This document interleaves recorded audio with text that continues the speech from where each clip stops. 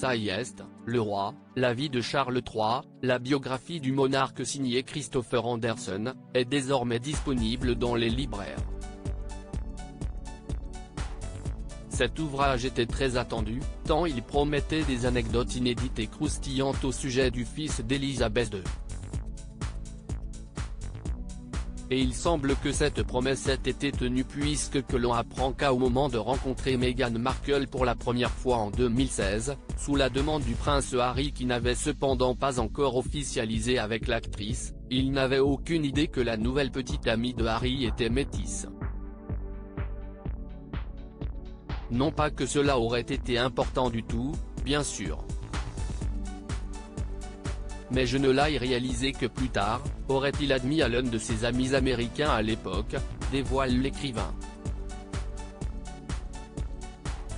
Un détail qui pourrait en surprendre plus d'un, alors que l'écrivain rajoute que Charles III a déjà été à l'origine de quelques gaffes, dont une également en rapport à une apparence physique.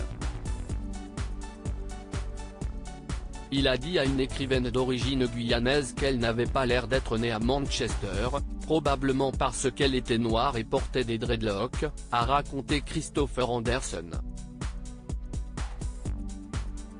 Récemment, on apprenait qu'il aurait également eu une remarque peu flatteuse à l'égard du prince Harry, au sujet de la couleur de ses cheveux.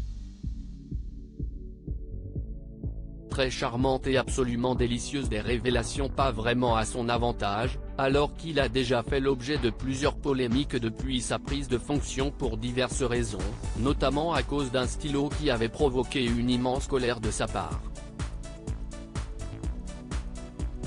Mais malgré tout cela, il aurait fortement apprécié Meghan Markle dès leur première rencontre.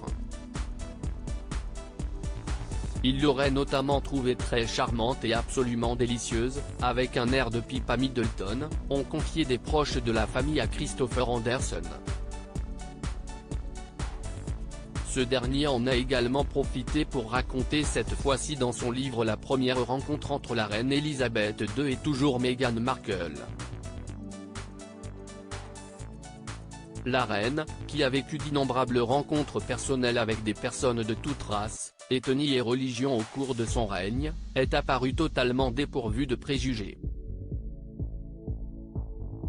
Pas une seule fois on a entendu, la reine, faire un commentaire déplacé sur la couleur de peau de ses interlocuteurs, a-t-il écrit. Le prince Philippe aurait également apprécié Meghan Markle lors de leur rencontre, et se serait immédiatement attaché à elle.